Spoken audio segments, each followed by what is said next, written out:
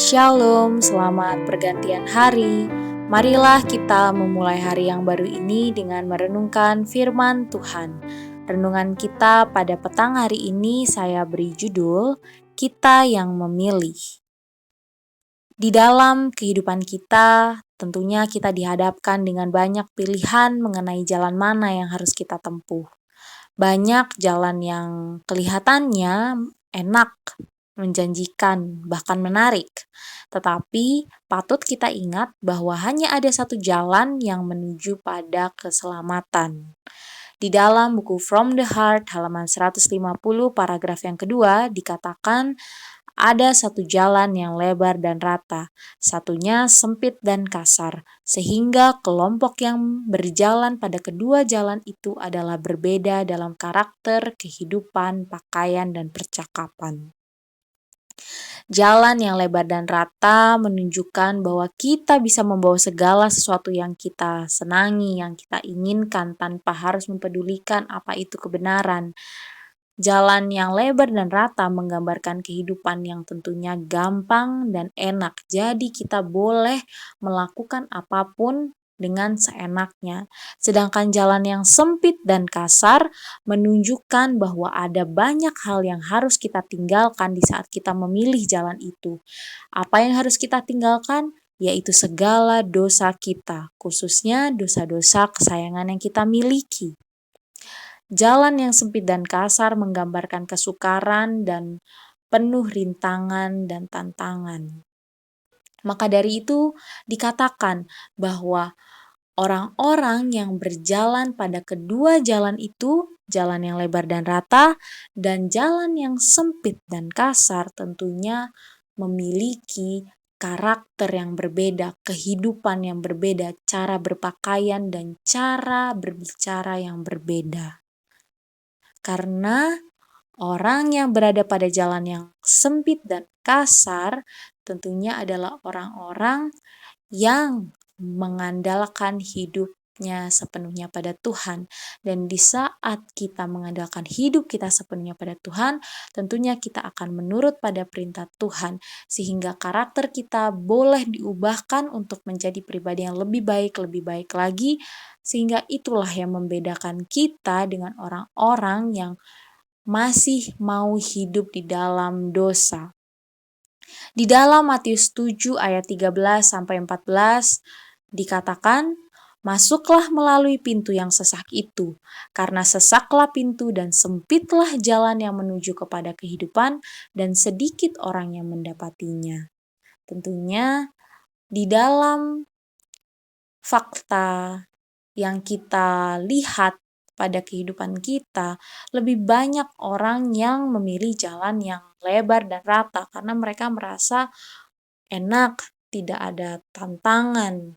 Ataupun seringkali orang lebih memilih jalan yang ketiga, yaitu jalan yang lebar dan rata, tetapi mereka mengklaim diri mereka bahwa mereka adalah pengikut Kristus. Jadi artinya adalah seringkali kita sebagai pengikut Kristus mengklaim diri kita bahwa kita ini percaya pada Tuhan Yesus Kristus, kita ini adalah anaknya, kita ini mau diselamatkan, tetapi kita memilih jalan yang tidak dikehendaki oleh Tuhan. Pintu masuk kepada kehidupan yang ada di dalam Matius 7 ayat 13-14 artinya adalah keselamatan. Dan pintu masuk kepada kehidupan hanya melalui percaya kepada Tuhan Yesus Kristus saja. Itulah pintu yang sesak itu. Dan jalan utama yang harus kita lewati sebagai dasar hidup kita adalah beriman kepada Tuhan Yesus. Perjalanan di dalam kehidupan kita tentunya penuh dengan tantangan dan rintangan. Namun, walaupun demikian, kita tidak boleh menyerah atau berhenti di tengah jalan sebelum tujuan kita tercapai. Tujuan kita apa? Tujuan kita adalah kehidupan, keselamatan, yaitu kerajaan surgawi, di mana di sana kita akan beroleh hidup yang kekal. Tentunya kita juga tidak boleh asal melangkah. Kita harus membuat pilihan yang benar dan tepat dan melangkah di jalan yang benar juga.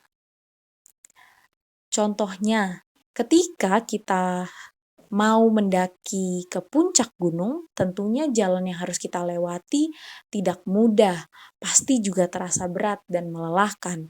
Tetapi saat kita sudah mencapai puncak gunung, rasa lelah itu semua terbayarkan. Karena apa? Karena kita dapat melihat alam ciptaan Tuhan melalui pemandangan yang sangat indah.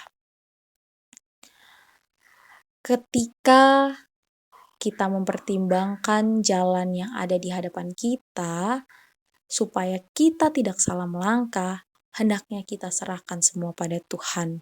Supaya apa? Supaya Tuhan melalui Roh Kudus-Nya boleh menuntun kita ke jalan yang benar, yang sesuai dan seturut dengan kehendak Tuhan. Sehingga kita boleh mendapatkan hikmat dan keberanian untuk mengikut jalan Tuhan, yaitu jalan yang menuju kepada kehidupan, kehidupan yang kekal. Walaupun jalan itu berat, penuh rintangan, tetapi Tuhan berjanji di saat kita memilih Tuhan, di saat kita setia pada Tuhan, Tuhan juga akan memberi keselamatan pada kita dan Tuhan akan membantu kita melewati jalan itu. Patut kita ingat, semua itu pilihan kita, semua itu kembali lagi kepada kita. Dan pilihan yang kita pilih akan memberikan pengaruh terbesar bagi kita dan bagi semua orang yang kita kasihi. Jalan menuju keselamatan adalah menyangkal diri kita sendiri dan mengikut Tuhan Yesus Kristus. Dengan cara apa?